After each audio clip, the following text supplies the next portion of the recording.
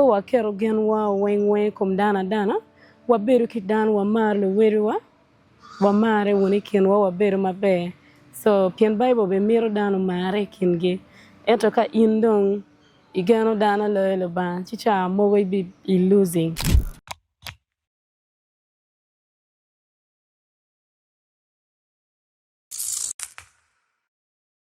Kindly loving Father, we thank you so much for loving us. Thank you so much for this day that you brought us into, Lord.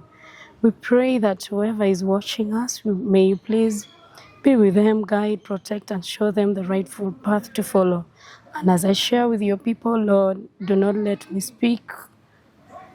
of anything that belongs to me only, but Father, use me to do the needful. In Jesus' mighty name we pray and believe. Amen.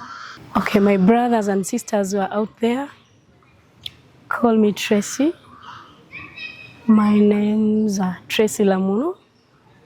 Most people knows me as Tracy Trey. So I have some little thing to share with you people. Something about faith. Yeah, whatever you do, just involve God in it, in each and everything that you do. Because with God, all things are possible. Gilmo kiken mighty mo wa kunu mapia chao legi yellow ba kiri word matitiri maybe ero legi yellow ba cause gilmo kiken malabanti ye pol kari beru mati and to mabea dada yeah so chamo kene chalo dana iromo beru iwachi an kuma keja loboni irom tam ni kumikech inene chao timo gino moni mana baleo pe wor kin mani biro kere jomo kene tanga we an ki chanani an ki pero nani tuwa chera mat ko aywe we willo e kom chanani so inoni keri chan inde luo ni megi pero mo biro mana win an ki pero nani naro mo ki ken pegi pero ne pen wini in ma ki nyole ki kele lo ni iwor ki pero ni mo mama ni nyole ki pero ni mo jemi timme chalo dana jema pol wano kara ki ye ento abino kan me choko chinyone gin mo ki ken mighty kariet bet ki tek chin kuni bet ki geni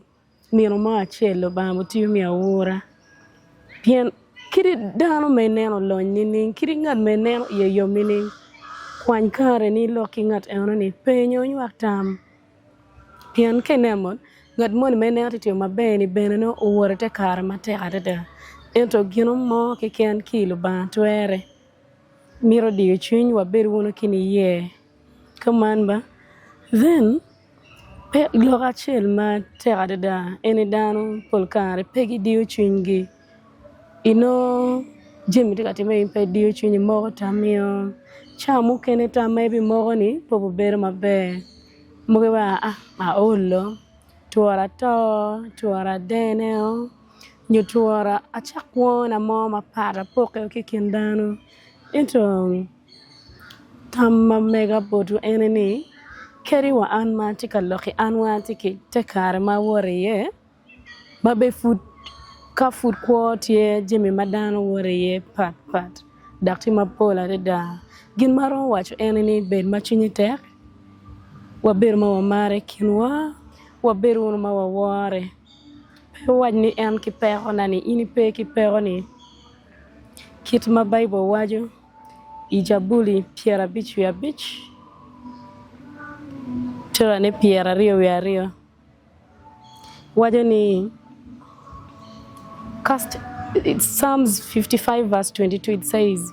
cast all your burdens unto the Lord and he'll take care of it ting teni ting yechi weng ikting kel boluba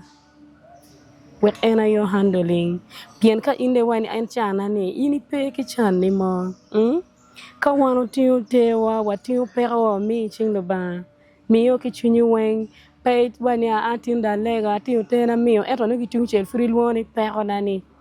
chana ni luba wajo ni itingte ni mapek eno ni kel pero ni moni tinkel en romo lwenye ye dak en tingal malwen peloyo so kai nende lego luba itingte ni moni kelo mi jing luba bet ki gen ni butine mabe bet ki gen en ruot eno mo o wajo kumeno dak en won muchwe wani butiyo ma me awura madira deda so pe wabedo kala bet kini ye bet ki gen cause lok palo ba pe failing matwal ento ke kero gen ni kum dana chi ibi losing cause dana chalo dana kid dano laqe chawane pere tin ana romo binu bore mabe ki piana neno gi mo mabe ti bot in so mod ka neno do gini eno cher ka giko wo chao kena nene tiki chene tiki gi mo ma ana miro ki bore then adina binu bore ento momor ka neno gwa pin ping laqe gwa chene eno ruenye titio ge mo eno mana binu yeni pe kira laqe so po wa kero gen wa wen kum dana wa beru ki dan wa marle weru wa mare woni ken wa beru mabe so pien bible be miro dano mare kinge eto ka indong igano dana le ban chicha mo we be losing ijeme maduande da yeah so atamu lo maron wa ki dano eno never give up in all that you do kan mere lo ban igimo ki kan mighty you chibo na ni war mabo for God never leaves us. He will never leave no forsake us. He will never. So chamu kene chimi paloba romo time yo ma in pay biro cause arwate kidama dwe winya atemulega ento je mano yo lega wen roma ki jemi malo pe ko meno ma chel ngengo muteri ka ini chiara ka kero chunyi kom dano niyo la kwati chani logo no en wen la yela kono ngo ni ma chel fonye ni ati ki ngo ma ki fonye ni aye pien en la kwat mo ni ma in ko ni kero gen yo we kome en bene dana en be tiki gor ma mege so inde yel banti ki in kai chero ki chun melare beto melare be ki chun melega ma la woro ben mabe on lega be ka wen mabe ade da pe on lega kike cause dana anyway tiki kid game pat ento kawa mine chingno ba jembe ber mabe da ka ini lego bet kini ye ni obutime mabe butum bene pe ko wang ma pero pori kumi then wa da ria cher on lega chide koro kwe piano ba bene miro neno ka da ini dio chunyi miro neno ka indano ma itie pire bene pien en lo ba kiri wan lo ba lo enene pe jali lo ba timu kisa kai kwayo kija kai ngut bene bali neno we so wa pero kini ye wa pero kigan pero atin no do ipere ki money ki miri money mading tini miro chopeo then church wa yo pala ba petio chero mor gira ento bed kini ye cause ka in bene tikini ye chunyi jemi wang time mabe so yeah tamaro mi ne manana eno bodano wa maro lega wangyo ngama wa miro wangyo ni wani wilo wakany watipikare manako mod kakara ne romo wan we wadak bor wogi wa matipolo en won roloba so en komanda atama foyo walego. Kindly loving Father, thank you so much for this wonderful moment that you brought us into. I pray that whoever is watching us outside there, Father, what I've spoken, I believe it has come from you, Lord. May it be in our heart, may it be in our minds, Lord. Whatever thing that I did not say that does not come from you, Lord, I pray that may you please forgive me. I pray that may your presence never